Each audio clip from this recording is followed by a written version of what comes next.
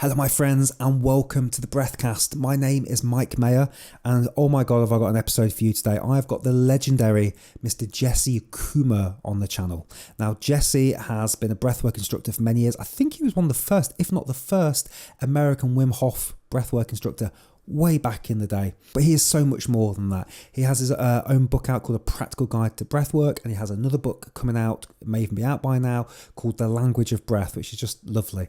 And he's an English professor, or was an English professor. So this is a very multi-dimensional, beautiful human being here, who just also has a very safe pair of eyes. You just know he's going to look after you. He's just a good human.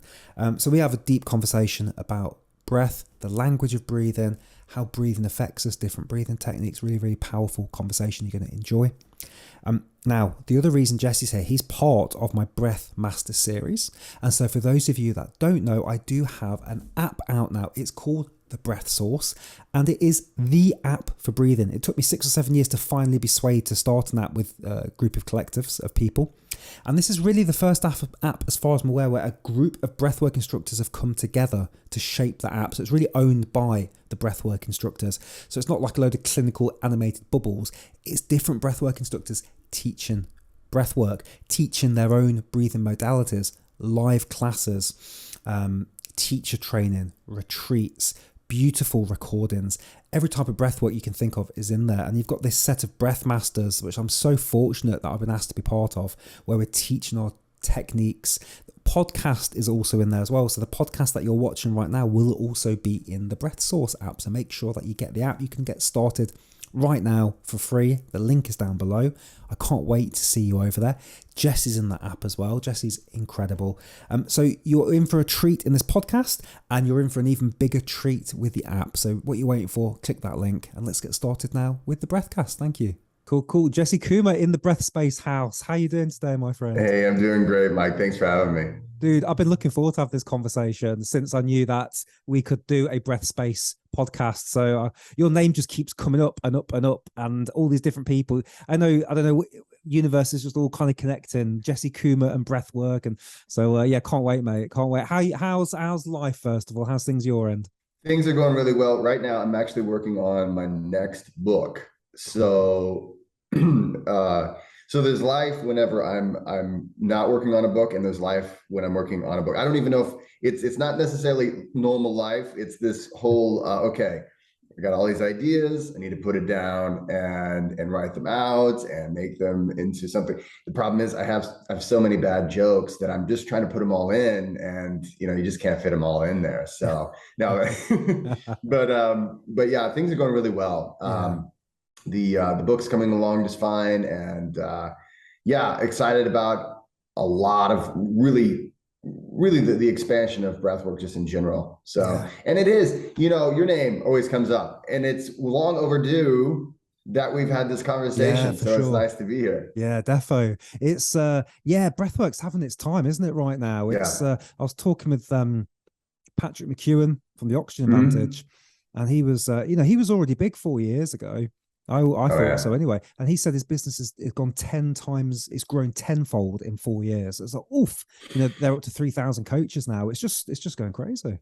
Yeah. I think the thing is, people are starting to see that, I think, and I mentioned this in my first book, A Practical Guide to Breathwork. Early on, there was such a stigmatism, I think, to breathwork. You have to be, the hippie type, or it's this whole thing where if you're not into yoga, I don't know what's the Pina Colada song, but if you're not but if you're not into yoga or whatever, you just aren't going to be into breath work. And now I think there's so much validation with science, and then I think most people can say they probably have a friend or a relative or someone they've met that said, of course, I practice breath work. That's something that I do for stress or to help me with improving my athletic performance. So it's becoming something that I think is more common. It's still something that for the vast majority of people, you say, hey, have you heard of breath work? What's a breath work, right? But at the same time, you get more and more people like, yeah, I've heard of that. What is that all about? Yeah. So yeah. It's yeah, and you know, our mutual connection, Wim Hof, you know, he's done wonders for the industry. I like to call Yeah. him he was my gateway drug into breathwork. I have said the exact same words. And I think Yeah. for most people that was their first Yeah. really taste into breath work.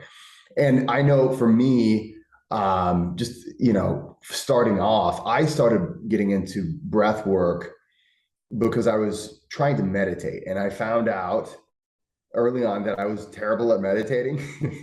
Me I too. am a ruminator, I am a Yep. worrier, all of those things that make me the ideal candidate for someone who's like, you need breath work. Mm. It's been me my whole life. And I guess some of my background is ultimately a lot of worrying, a lot of rumination. And um, the thing is, when you don't have good tools, you use whatever tools you can find. And so I used a lot of drugs. And drugs work for a little Mm. while, right? They can make you feel like, oh, you know what? Maybe I guess I don't have to worry so much.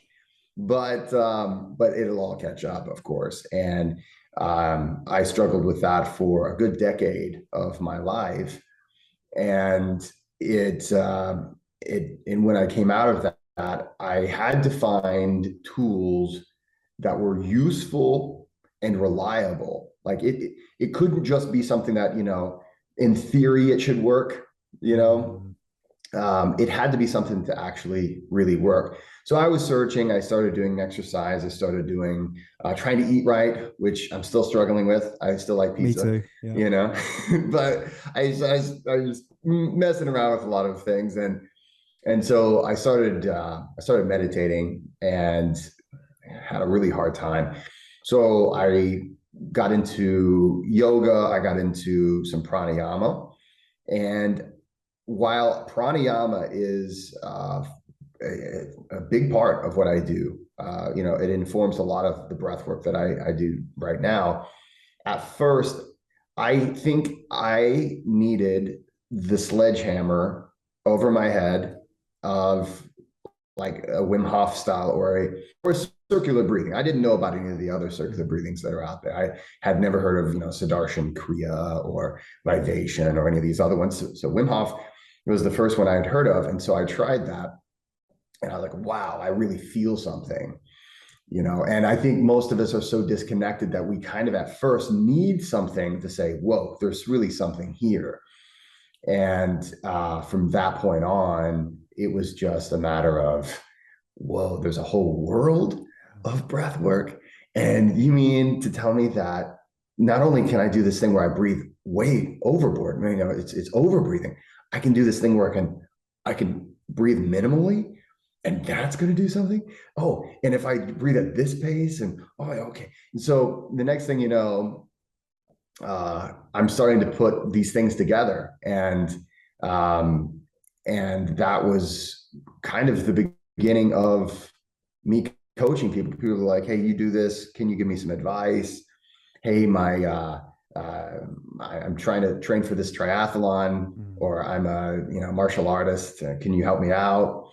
And the next thing you know, I started kind of putting things together. It's like, well, okay, this is what I would do if I were, that kind of thing. Yeah.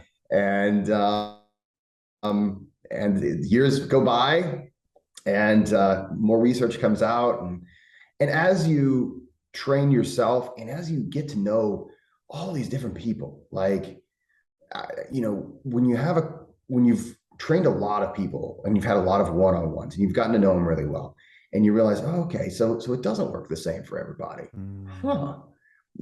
There's breath work, and this is the big thing that I've been really trying to be graceful as I say this, but breath work is not the one simple trick that's going to fix everything, right? Yeah. It's not clickbait.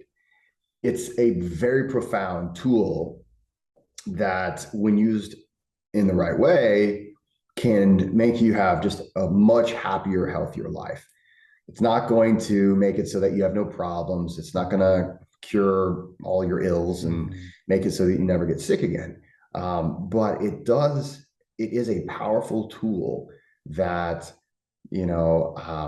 is one of those things where I tell people, and it's true. Every morning I wake up and I'm still like, really? That's a thing? There's really? And I'm still excited about it. Yeah, that's beautiful. I often say, it's not a silver bullet. It can get you so far, and it's really good. And there's loads of benefits to it. But often, it's even in, I think, James Nestor's book, I think at the end he says he's sitting on the plane and someone's going, oh, I've got this specific illness. What's the best breathing exercise for that? And it's like, there isn't. So it's, but it's the thing that fascinated me is so many of us still get it wrong on a daily basis. And I was like, whoa, when you start seeing some of the numbers, you're like, a lot of people could benefit from just a little bit of knowledge. And that's so cool. But obviously we're going through that healing journey together. Dude, so please go ahead. No, I was just going to say, this is where my current practice is now. So I have over time developed my own personal philosophy of breath work that is called the language of breath. One thing that I don't know if I've told you this before or if you've heard about this, but I was a English professor for a long time. So college professor for over 10 years. I started to notice that breath is much like a language. And there's a few things that I when it comes to the language of breath that I think we've gotten wrong in breath work, not on purpose. And I think there's just some misconceptions about what we are as people. And whenever you have a misconception about, this is what I am, how you treat yourself changes. So like, for instance, for the longest time, we thought we were made out of 4 humors. Have you heard about the 4 humors? So for the longest lived belief in medicine is that human beings are made out of 4 liquids, and that when these liquids are out of balance, then that's when illness arrives. And that was like 2,500 years of medicine, starting with Hippocrates, ending with germ theory. And so like our first president in the United States had like a sore throat, and that's where bloodletting comes from, by the way. So we had all these misconceptions about what we were made out of. What is a human being, right? And so as a result, we look at ourselves and we say, okay, well, you kind of use some sense and you're like, well, I guess if you're made out of these things, maybe you've just got too much one of these humors. Let's just drain some of them out and they'll balance out, And so like George Washington had a sore throat. He was our first president, and they drained like 70% of his blood. It was just, and he died. And it's just like, well, okay, well, it's not, we can't bring him back, but of course, the way we look at ourselves affects how we treat ourselves. So one of the misconceptions that we have, and I think is really embedded in our language, is that, and this concept of mind and body. Now, when we say mind and body, what we mean is that it's all of us, right? We're like, we'll put it all together. We're going to work together. But a lot of times we look at ourselves like robots. And I think this is where breath work, sometimes we're like, well, this is like, for instance, James Nestor, I've got a toothache. What kind of breath work should I do? As if you're going to put in a code. Yeah. And then you're going to get, type it in the code, and then there's the thing.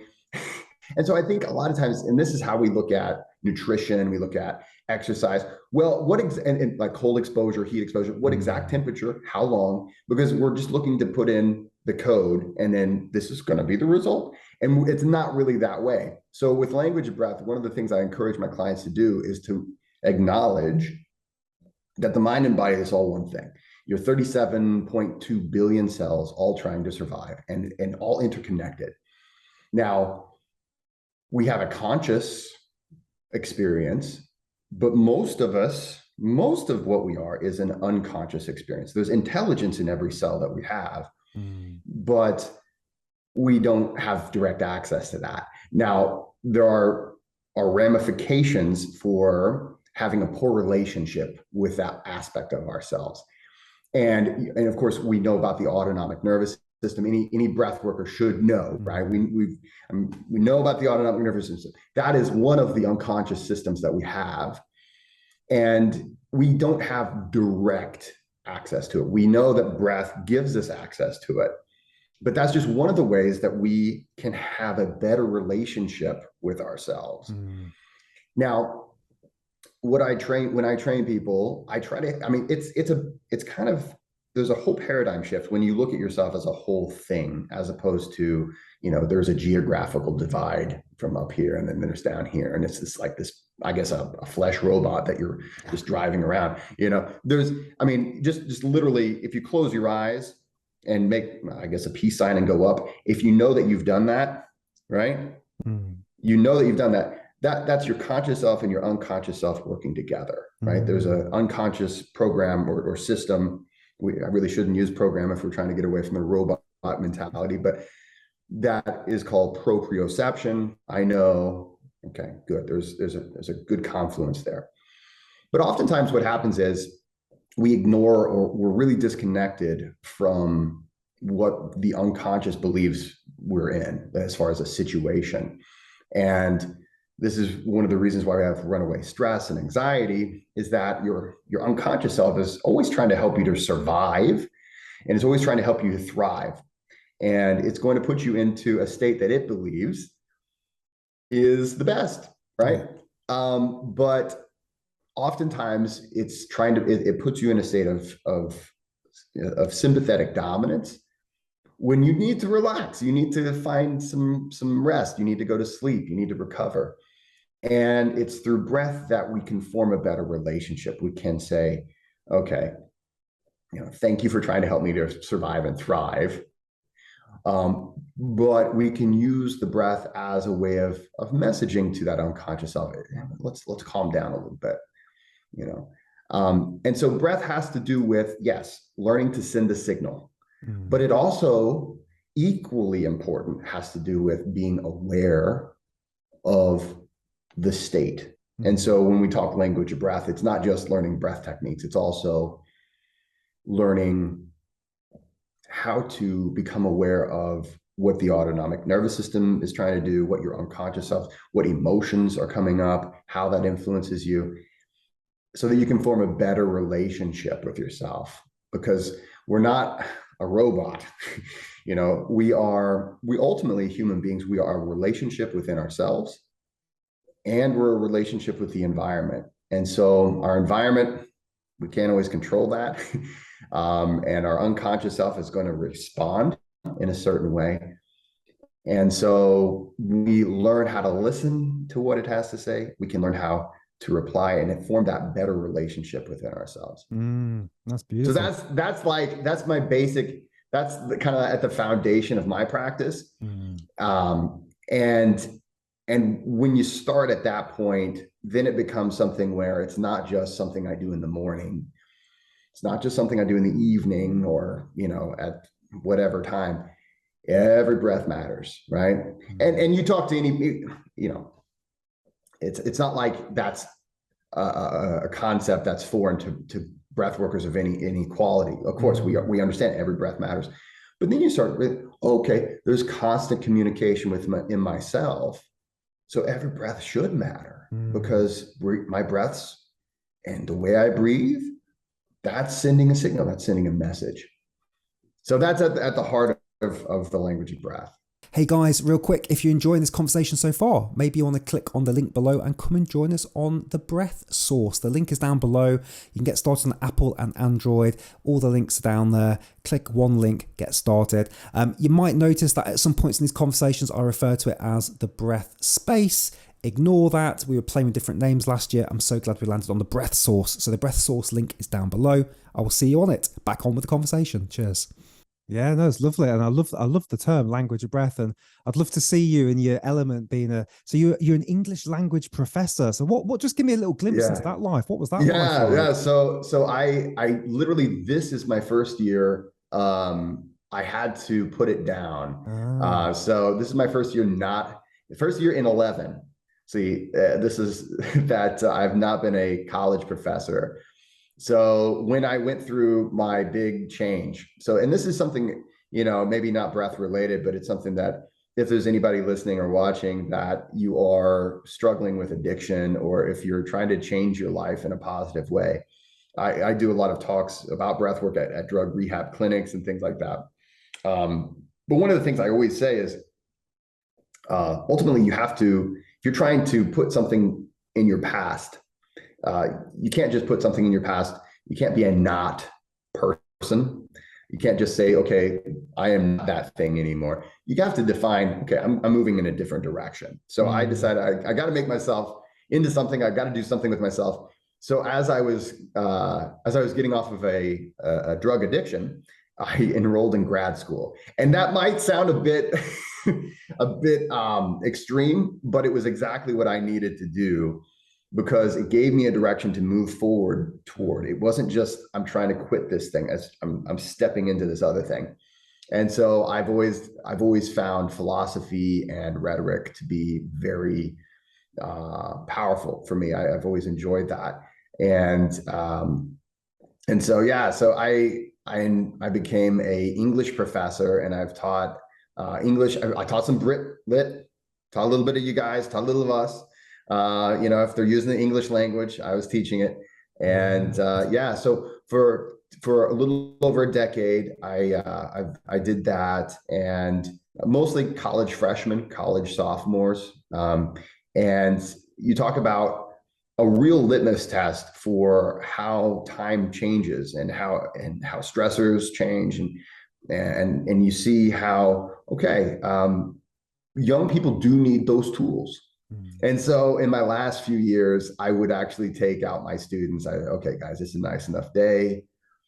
This is one nice thing about being a college professor, as opposed to, I guess, an elementary or high school. We can go, let's just walk outside. Okay, just come on, let's just go find a nice tree to sit underneath. Okay, I'm going to teach you a technique. And at first, everybody's like, I don't know if I want to, Professor Coomer, he's weirdo. But then by the time we're done, they're like, oh, there might be something to that. I was like, okay. And one of the things we often have in college, in the United States, we have this thing called the GI Bill. So if a person serves in the military, we pay for their education. And so we have a lot of veterans who are suffering from PTSD and just in general have a lot of stress in their lives. A lot of times they're coming back, they're parents, they're trying to be a parent and a student and work full time and all these things. And the last class I taught, I had a veteran. He's like, man, I wish someone would have shown me this in the military. I really could have used this a lot earlier. Yeah. So being an English professor was a fantastic, fun job. And I think that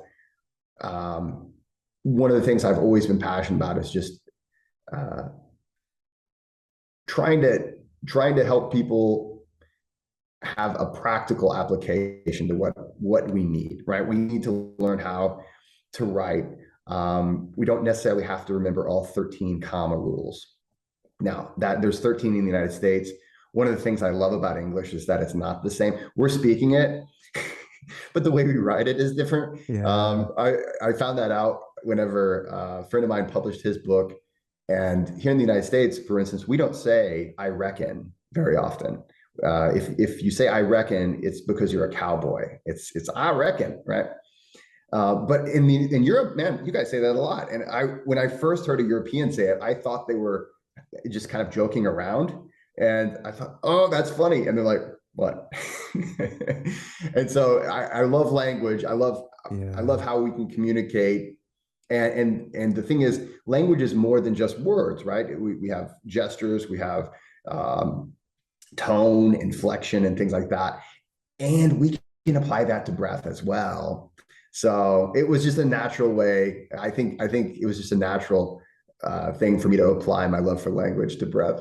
I couldn't help myself, maybe. No, you got me thinking, like, because the words can be the same, but how they're perceived is so different, isn't it? And for example, I might say, "Oh, good for you," or "Good for you." Oh, that's huge. You know, and so my intention, the way you receive it, and I guess like you said at the start of this, different people have different responses to to breath work, don't they? Yeah. And different exercises get complete. You know, I've had floods of tears and laughter from from the same breathing exercise, or I've seen somebody else in a completely different state to me. So it's no, I really like it. I'm heavily dyslexic, by the way, so I would really struggle with the old. That's why I probably enjoy the talking more, because when it comes to the, so if anybody is watching this and they've ever got an email from me on my distribution list, I guarantee they've found at least one grammatical error. Well, and as you tell someone you're an English professor, they're like, oh man, they start kind of watching what they say. Yeah. And then, but the thing is, if you've noticed, I'm not speaking in a way that's like high English. My dad is dyslexic as well. And he always kids that, if you need someone to proofread your book, don't ask me. Don't ask me. Yeah. So, but yeah, our tone and inflection, it really makes a big difference as far as how something is received. I love the example, good for you, right? And actually people say that so often. So I would say people say that more commonly now, at least here in the States, in a sarcastic kind of like a flippant way. Good for you. Yeah, good exactly. for you. Yeah. That kind of thing. And so whenever you say, hey, good for you, sometimes people take that the wrong way because they've heard it used one way. And this is where there's so many correlations. And this is the thing about language is ultimately what blows my mind. And hey, we're just gonna nerd out a little bit. Yeah, please. What blows my mind is that the dominant language of your country was French for hundreds of years. Really? Yeah. Isn't that crazy? And so here in the United States, I don't know if you guys do this, but if somebody says a curse word, someone will say, hey, watch your French. Yes. Did you guys do that? Yeah. So the reason why that is because the dominant language of like the upper crust people for, I forget, it was like 200 years in England, was French. And so if you used Anglo-Saxon, it was a dirty word. And so people would say, watch your French, not because French was the dirty word. French was the high class word. Yeah. And the dirty word was the Anglo-Saxon word, which eventually became, well, at the time it was English technically. Yeah. So, but anyway, hang around me, Mike, and you'll learn things that you'll never need to know. Amazing. Again. Yeah. That's my favorite kind of knowledge. The knowledge you don't really, do you know, there's the word that keeps coming to mind for me at the minute is intention. And I keep hearing people, I've heard it a few times now saying, set an intention. But then I hear other people saying, when you set an intention, you put yourself into tension. And I was like, oh, that's interesting thinking about it, isn't it? Because we use that a lot in breath work. Set your intention for your practice, but maybe you're making yourself tense. I need to feel a certain way or something. So I'm always This is huge. Yeah. This is huge in breath work. And this is one of the things that, and I'm going to explain it. My new book will come out next year. And I do explain some of it in my online course, but when it comes to intention setting, this is, I think, one of the most overlooked or misunderstood element of breath work. And I would say anything that you do set an intention for, and I think they were getting at it whenever they said you put yourself in tension whenever you set an intention. So actually, I tell you what, let's do a quick practice. We don't have to do any breath work necessarily, but okay. So for those of you guys who are watching or listening, just close your eyes, try to just kind of become relaxed. Take a deep breath, maybe, and just scan yourself. Okay. So most of the world, we're in that mind-body paradigm. If you wanted to say, I'm going to scan my body, but if you're in the language of breath zone, say, I'm going to scan my entire whole being. And then now think of the person that you would like to become, or any intention, anything that you would like to dedicate a practice to, and just notice, if you can, that you will feel a slight change physically.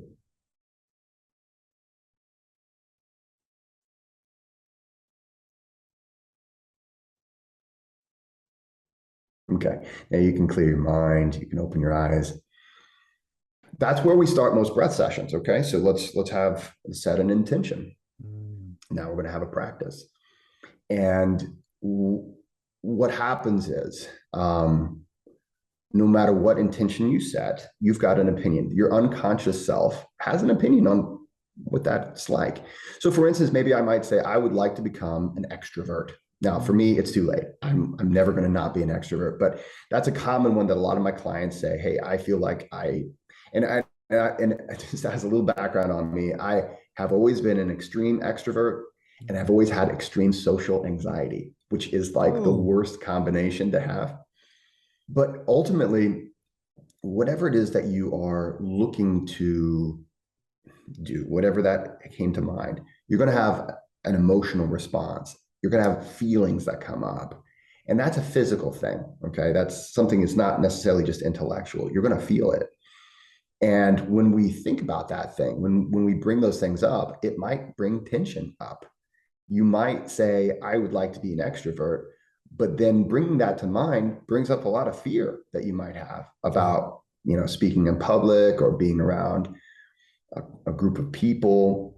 And that can put you into a state of tension. Now, does that make it bad? Maybe, maybe not. I am of the persuasion that it's not necessarily a bad thing because of where it's coming from. So we have a conscious self, and we have, most of us is unconscious. So at any time, like this very moment, we are taking in about 11 million pieces of information. We can only consciously process 40. Yeah. So the vast majority of who we are, our personality, our the way we look at life is an unconscious thing, but it's still you, right? So when you consciously bring up, I want to be an extrovert, you've got opinions on yourself that can arise. And so I'm of the opinion that that is coming from a place of love. It's trying to protect you from making a fool out of yourself, right? Now that sucks, right? It's like, man, I don't have any confidence in myself. Well, once you acknowledge that that is coming from a place of love, it's not an outside thing, an outside judgment. It's just a part of you that's trying to protect you. Then you can start to acknowledge, okay, that's what that is. It's coming from a place of love, and it's trying to help me to survive and thrive. I don't have to suffer from that. It doesn't have to define me, and I can sit with that. And then, okay, well, guess what? I've just realized that even when I just think about becoming an extrovert, it causes me to tense up. So whenever I go out and try to be an extrovert, which there's a lot of research in cognitive science, is the whole fake it till you make it, right? Now, some people say, throw that out. But a lot of times, if you just start to behave in a way that you'd like to be, you can move the needle. You may not ever be extreme extrovert, but maybe you'll go from being, paralyzed introvert to person who can really handle themselves in a social situation. Well, okay, I want to go out, and I know that it causes me tension. So before I get to the party or whatever, there's box breathing. There's that box breathing. Or I can manage my breath, because the alarm bells are going to go off. I know that part about myself because I've taken that time to get to know myself.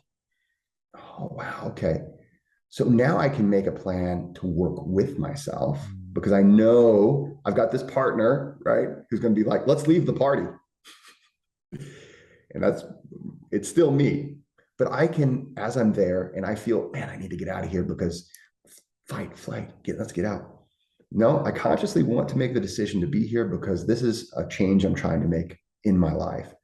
Well, guess what? I can apply what I know about the language of breathing to make it through the night. And then whenever I go home, I don't know, we all know what it's like to do something maybe you didn't want to do. It was difficult, but when you leave, man, I did that. And the more times you do those things, the more times you start to realize, I'm a person who can do that. And before you know it, that unconscious part of you that is amazing at picking up patterns starts to pick up a pattern about you. that you're a person who can, in this case, this fictional story, be comfortable at parties. Yeah. And so we can do so much with our breath. And, it's really incredible. And I think the beauty is we're only at the beginning of figuring out just the potential of what we can do. And this is why everybody needs to learn how to use it when we're young. So we don't have to suffer like I did from social anxiety. And then I was like, I guess I need to do some drugs so I can go out and fulfill my extroverted needs. Yeah. But just before because I've got on to respond to that. How's my audio? Because it seems like it's a real mess over here. How's it coming across to you? You sound amazing. Oh, it's really weird because it's you sound great. I have to cut this bit out, but it's peaking all over the place. That sounds like it's. Am I peaking all over the place? No, you sound good. Okay. It's me looking at the monitor on my side. Oh well, you sound great over on this side. Oh, that's weird. And I got to ask, do you have a special webcam? I have a very good DSLR camera here. Yeah. See, I can't figure out. I've been trying to figure out how to make my DSLR work with Zoom. Yeah. Oh, I can give you all of that. Don't worry. I can share it with you someday. Yeah, because like I it's always this, you know how it is. I'm like, no technical so stuff. much I need to figure out. Yeah, oh, don't even get me started. It's a minefield. I'll make a note, chop this little bit out. But all right.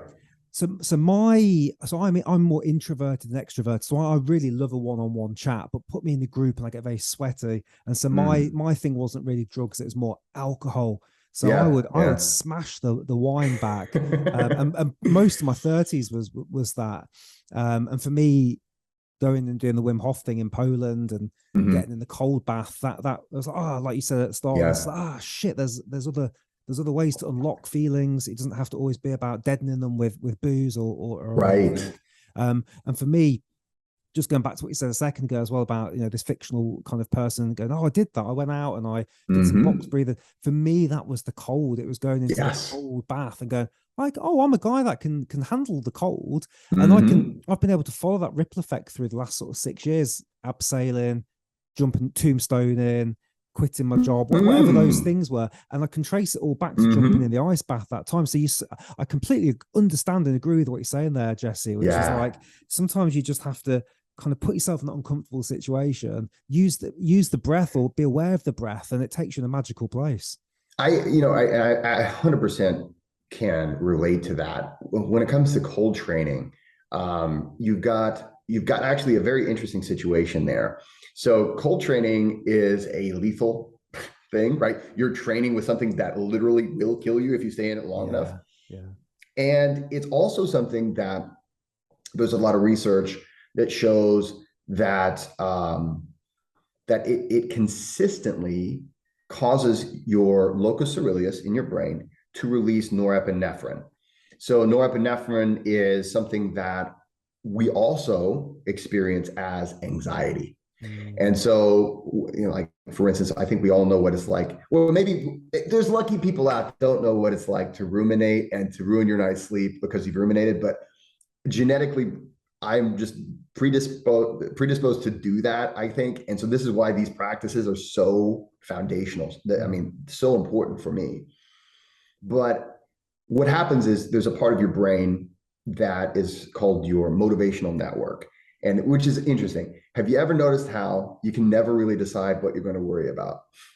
I've never thought about that before. That's really good. Well, it is you, but it's your unconscious you. And there's a part of our brain called the motivational network that it decides what you're going to worry about, and it will tell you. And it'll pop up into your conscious mind, and you're like, oh my God, did I turn off the stove before I left the house? Or did I lock the doors? Or, what's going to happen about that thing I'm worried about tomorrow? And it does that to try to help us to, again, it's all about survival and thriving. So it wants us to thrive. So what it does is it will send us dopamine. And the dopamine is there to nudge us into action. You're going to explore the area. You're going to eliminate any uncertainty, make sure there's no snakes or whatever. But so much of life, especially modern life, is not so simple as make sure there's no snakes.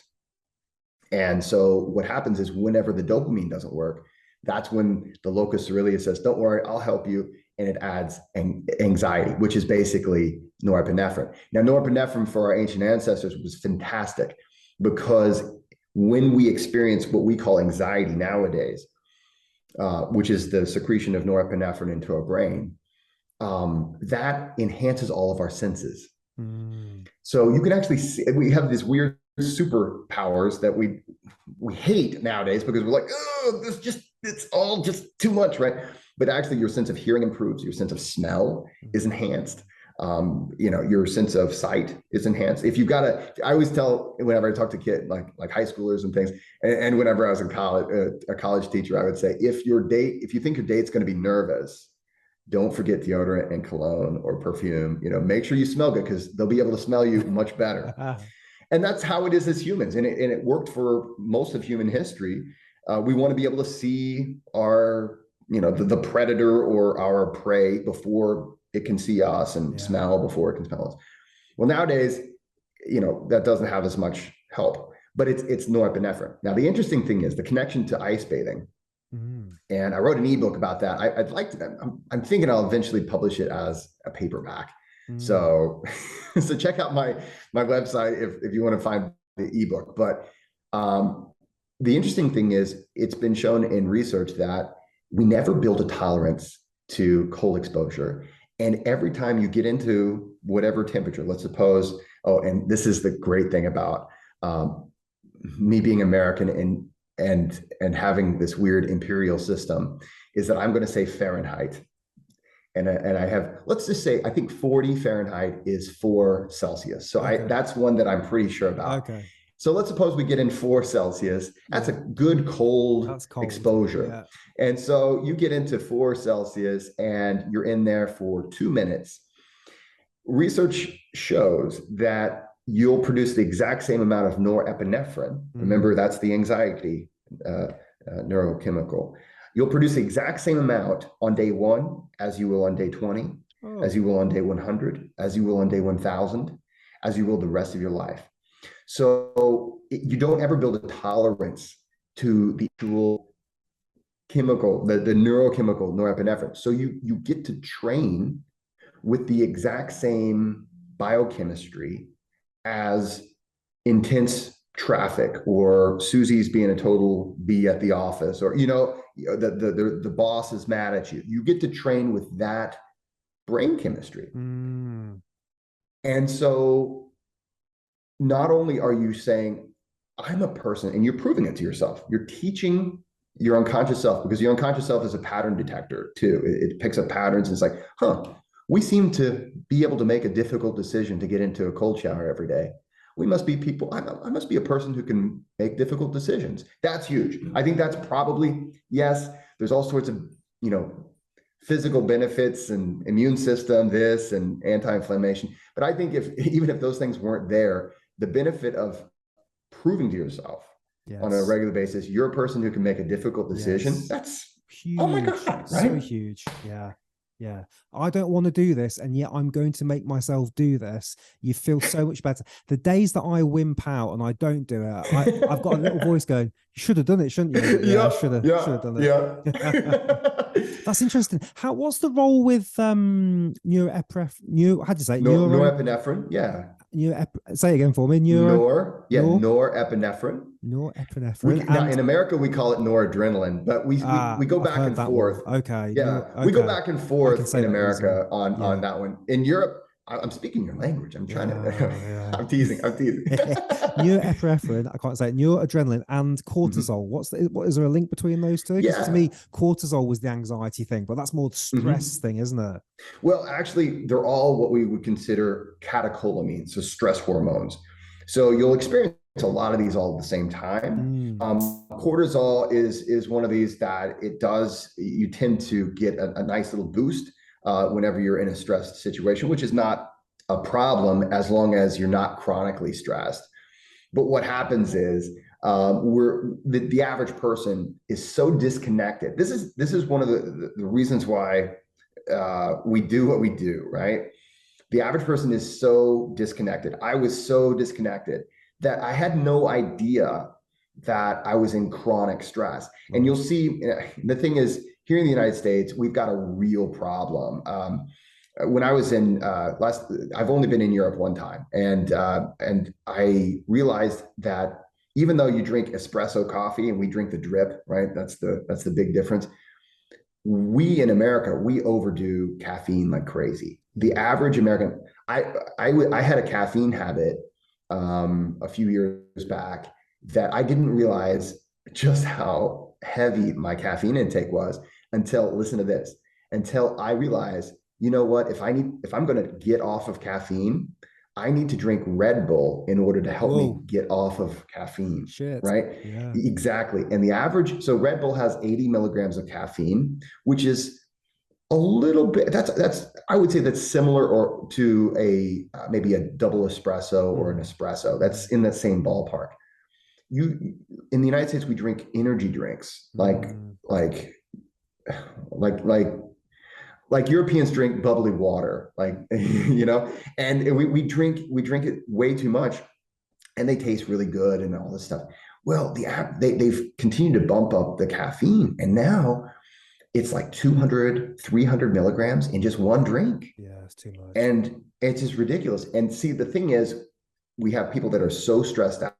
So I'm getting back to the cortisol, I promise. No, it's good. We're so chronically stressed that we're blowing through all of these stress hormones, and we need something, strangely enough, to give us more energy, because we're just constantly stressed out, and then eventually you just run out. Now, we also have this love affair, and of course we imported this to you guys. We have this love affair with fast food, right? And so one of the things I always talk about is, I think the biggest and maybe the cruelest joke of the modern world is fast food and drive-through. You've got this chronic stress situation. You wake up, you get stressed out, you drink coffee, Americans drink whatever they're going to drink, and you're going through the day stressed out. The cortisol levels are very high.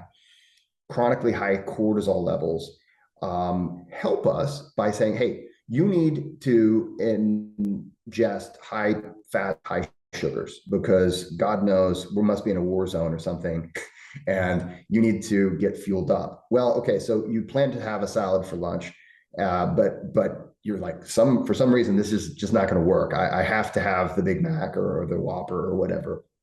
And so this willpower that you thought you were going to have is completely diminished, because there's a part of you that's an unconscious part of you that's trying to help you survive, but it believes you're in a war zone because you're just chronically stressed, and you haven't done anything to modulate that stress. In fact, we've caffeinated, so we're just enhancing the stress. We're mouth breathing, all about that, right? And so, okay, whenever it comes time to eat, oh my gosh, all that cortisol makes us overeat. Then we're eating all this sugar, all this carbs, all the fats and things that are going to make us breathe even faster, right? Because when we ingest all these sugars and carbs, we start to produce more CO2. And, anyone who watches this, I'm sure, is very well familiar. CO2 makes you need to breathe, right? And so no matter how high your CO2 tolerance is, you can do a controlled pause in the morning, and it's just like, oh man, I've got 1,000, or, just insane number, right? Yeah. But no matter how high that is, if you're producing more CO2, you're going to breathe faster. And of course, you were stressed out all morning. You're stressed out when you go to the drive-through. And then now you're breathing even faster. So you're going to stress out. The average person, then they come home and they're just like, I just sat at a desk all day, but I am physically exhausted. Yeah. And there's no way I can do anything, productive. I'm not going to exercise or do anything else like that. And it's because we have an unchecked stress response, which is actually, strangely enough, a part of you that's trying to help you survive the day. Yeah. So yeah, all these catecholamines, they can also feel very good. And so this is why much of breathwork just feels amazing, because catecholamines, the stress hormones, oftentimes are paired with endorphins. And endorphins, I believe, comes from Greek. There's like two Greek words they put together to make endorphins, and it means morphine-like. Ooh. Yeah. So you're doing drugs. And Yeah. this is one of the reasons why I feel like so many people, when you're getting off of like an opioid addiction, that we've got a plague over here. I Mm, think, I mean, it's just a worldwide epidemic of just opioid addiction.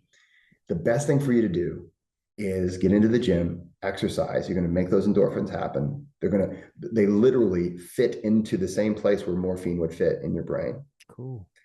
And then there's some breath work that also does that as well. Yeah. So there's a lot that a person can do to feel good, and it's actually good for them. Mm, And some of it has to do with stress hormones, but when those are in check, they're actually working for your benefit. You should have stress hormones if you are at the gym exercising, or you should, or running from a bear, or in an actual stressful situation. They're appropriate. It's just that we are so disconnected as modern people that we're just like, I guess this is what normal life feels like, and it just goes unchecked. yeah. Your baseline is different, Yes. and you don't know until you. It's like if sometimes you don't know how drunk you are until you're sober, and it's like, Jesus, I was really drunk last night. Yeah. Yeah. Oh, mate, that's fascinating, isn't it? The old stress stuff. Yeah. I recently had some work done. I was in Wales, and a guy was testing my organs, different things, and he said my Mm. adrenals were on empty, because I've just been living in a Mm. high chronic state of stress. This was about a year ago. So changed a few things, got a little bit of rewriting limiting beliefs, and took There you these go. supplements. And I think that the most interesting thing for me, and I'm sure there's some placebo in this as well, because you're making some changes in life. I just felt so much stronger about 12 weeks later. I just felt strong, Mm. and I wasn't doing more weightlifting or anything, but I remember just feeling, and I was like, I'm not necessarily strong now, but I'm not weak. I was weaker before because my Yes. adrenals were just pumping me out. So my baseline, I thought, was normal was here. I was actually down here, and probably the same thing with stress up here. So that's really interesting. Yeah, we're not far behind you, to be honest with you. I see people walking down the street with the big energy drinks. Oh, they're there now. Oh They're, boy. they're there. Oh boy. People. I'm Although sorry. it was only America. It was only recently I found out though, that the espresso is one of the lowest forms of caffeine, and in my mind, it was one of the biggest ones. I was like, whoa, I didn't know it's that. it's one of these things where I think just because you've got like this small thing that is technically giving you the same caffeine as, like, I mean, all I drink when I'm in Europe is usually Americano. Yeah. Okay. Uh, but I can't The help taste it. of home. But like what we have is the drip coffee. So it's Sure, like a sure. law, like a Yeah, yeah. large thing, but that whole thing is about the same caffeine as in an espresso. I think because of that, we feel like it's a shot, oh, it's an Yeah. espresso Yeah, shot. yeah, yeah, yeah. But Interesting. yeah, I mean, it depends. Now, if you have the Turkish coffee, I'm just saying, I remember my wife is Puerto Rican, and I remember the first time I had coffee with them. Of course, they have a hard time pronouncing J's. So they're, okay, Yesy, here you go, Yesy. Have, Nice. and I was like, they give me a little cup, and I was like, I can drink this. They say, you might need some milk. You need to dilute it a little. I'm like, no, I'm a Nah. big boy. I can take it down. I was like, tapping my foot, and afterwards. Yeah, just going. My girlfriend, she's Polish, and so we go back to Mm, Poland, and her grandma's yeah, she's 93. And so I was making a cup of coffee around her house last year or the year before, and you just get, one spoon of coffee, and she says in yeah. Polish to my girlfriend, she goes, "Why does he drink coffee like a girl?" And I was like, "What the hell?" And she puts in 3 or 4 spoons of coffee. I was like, Jesus Christ! But I'm just saying, there comes a time when the coffee is pouring itself. I yeah, feel like it's that yeah, strong of yeah, yeah, coffee yeah, that it, yeah. it Rocket actually has an fuel. Yeah, arm. yeah. Oh, dude, mate, we're gonna have to do another one of these. I feel like we could just Yeah, talk for hours. I'm conscious. I yeah. would love to just pick your brains a bit about breath space. What, Please, what? yes, I'm excited about this. Yeah, me too. What? Just for people that maybe have not heard about it yet. What is it, and why did you sign up? Yeah. So, I'm sure you've been approached before by apps, and I have been approached for years, apps saying, Mm, hey, this is our thing and we'd like you to represent. And I honestly, to be honest, and just this may be controversial, but I'm generally against apps. I feel mm, like apps generally, they oversimplify breath work. They make it into just count this many and hold this many and this many. And it's like it's a cheap imitation of what you get whenever you're actually led by a human being. And so I've always said no, no, no, no. And actually, Breath Space, when they approached me, I was just really almost ready to just click delete. And but I noticed that they were talking about a collaboration, and this is why I'm so excited, because I don't feel like it is an app that tells you how to breathe with some timers and you get the thing that goes up and down or whatever. This is a collaboration with other breath workers who have different modes of thinking, different schools of thought. So for instance, the language of breath is going to be there, but there's also going to be people who are doing, like I think there's a guy who he does a thing, he calls it DMT breathing, and there's going to be pranayama, and there's going to be is there going to be oxygen advantage there? Yeah, there's going to be a take a deep breath section with all my little mix mash of different breathing exercises, but there will also be an oxygen advantage one and a potato one on there. Yes. So there's going to be a few. Yeah. I mean, just think about that. It's this collaboration where it's like, okay, today I want Mike to guide me through, and then tomorrow maybe I'll have Jesse, and then or throughout the day. Yeah. Right. Yeah. And so and as this thing has grown, we have these calls, and we were on this call the other day. It really is a community of people, and that's why I feel so really good about it. So everybody, whenever you sign up for it, you get access to everyone's content, and we add more content.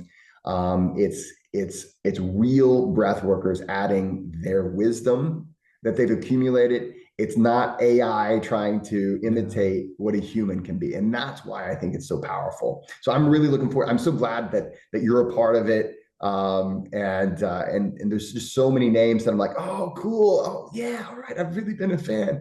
Yeah. So yeah, I'm really, really excited about the breath space. Yeah, cool, man. Me too. I just spoke to another one of our colleagues, Jen Broyles. I was talking to her earlier, and she said it really nicely as well. She said, it's one place you can go where it's only breath work.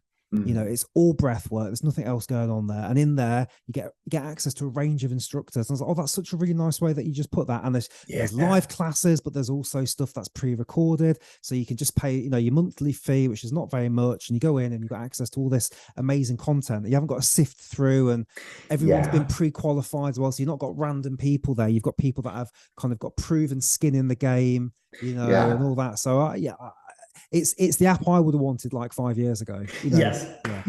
It's finally the one, right? After all these years, it's like, okay, someone figured it out. Yes. And I don't feel like there's like a boss or someone who's telling us, it's got to be, it's collaboration. And that to me is so powerful. But yeah, it's just breath.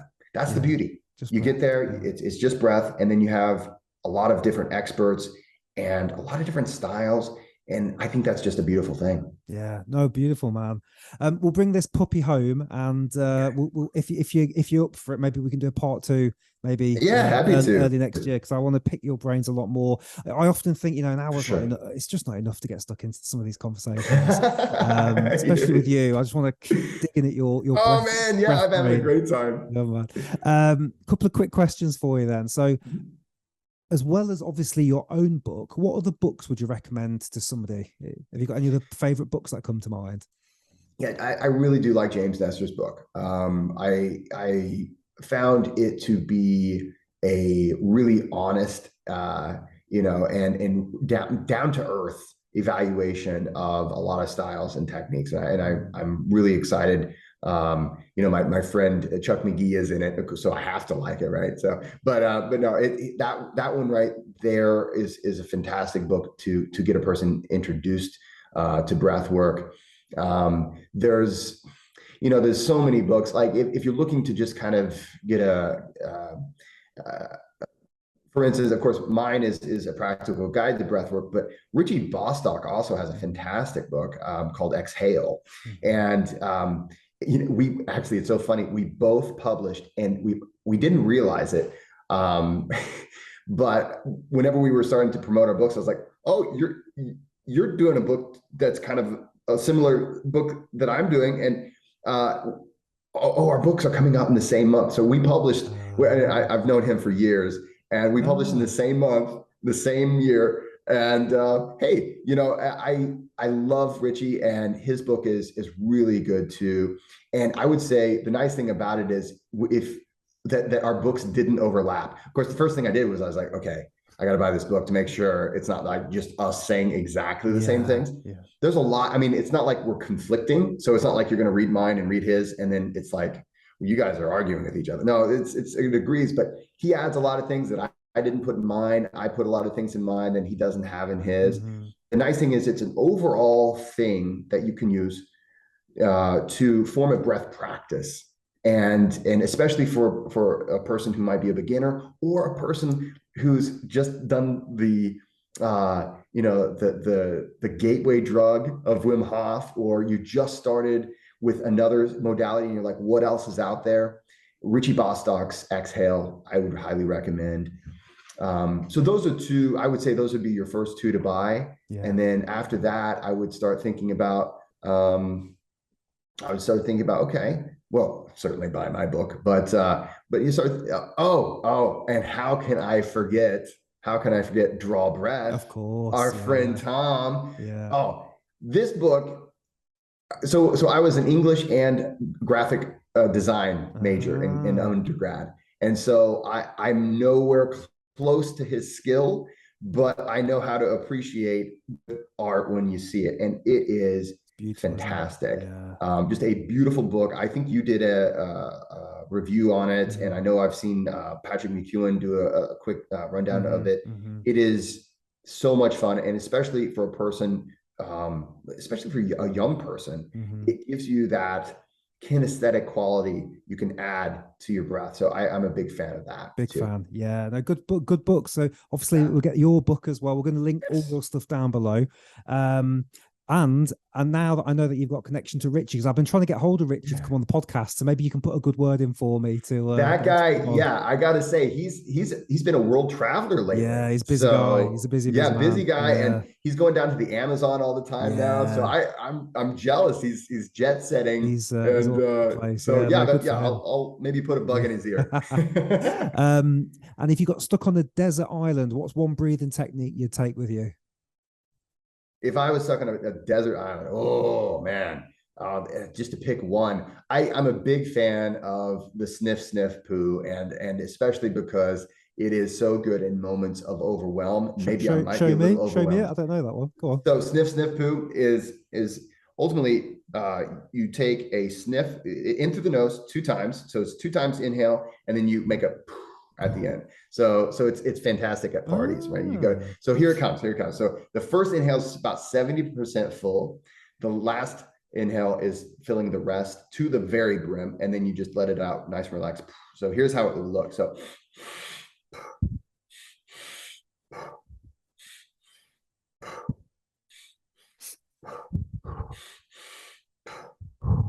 I teach this to a lot of different groups, but it's fantastic for times of overwhelm. I also do a lot of training with police, and there's times whenever you're overwhelmed with an emotion and you're still in charge. And if I were on a desert island, I would probably be overwhelmed by emotion, but I still got to create fire with, I guess, my volleyball Wilson, or whatever the movie was like. But I, that is one that can help you get past whatever you're overwhelmed with and into a better headspace. Beautiful. Thank you very much. Cool, man. So we've got some book recommendations. Sniff, sniff, poo. I like that. I'm going to use that later. Cool. Okay. So for everyone watching, Jesse's links or listening, Jesse's links will be down below in the show notes. Make sure you check out his website and his book. And also we will link to Breath Space, our new app, which we will both be on. So make sure you check that out as well, because that is launching. It's the 23rd of September right now. So I'm not quite sure. It should be out in the next month or two. Depends when these podcasts go out. So if you're listening to this, it's most likely out or just about to come out. Jesse, any final words from yourself before we call it a day? I just want to again reiterate. Yeah, I could talk to you for a long time. I'm having a great time. An hour certainly is enough. It went by really, really too fast. Definitely looking forward to what's to come with the breath space. And if people are interested in the language of breath, you can check out languageofbreathcollective.com. Of course, it'll be in the notes as well. So thank you so much, Mike, for having me. And I'm looking forward to maybe our next time. Defo. Thank you, Jesse. This has been way long overdue, this one. So I'm so glad we finally got to connect and have a good chat about breath. And until next time, thank you so much. And everyone, thank you for watching. Cheers. I hope you enjoyed that podcast episode. I need you to do just one thing for me. If you got any value from the episode, please click on the link in the show notes or down below in the video description and go on over to the Breath Source. Come and join me on the Breath Source app. Me and all these other wonderful breathwork instructors, you can get started for free today.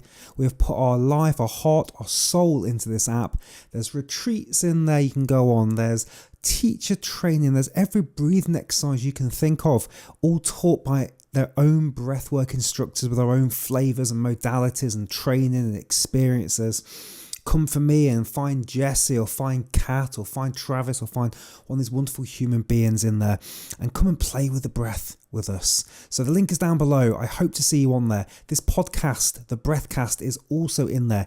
Ed Harold's Life with Breath podcast is also in there as well. So we want to make a place for you where you can find our breathing exercises that are on YouTube, as well as new stuff, as well as live stuff, as well as new breath friends, a real community, a real hub for breathing. So I'm so excited about this. I cannot wait to see you in the app. The link is down below. And I will see you over on the Breath Source in 2 seconds. I'm going to hold my breath and I'm going to wait for you. Go, click on the link.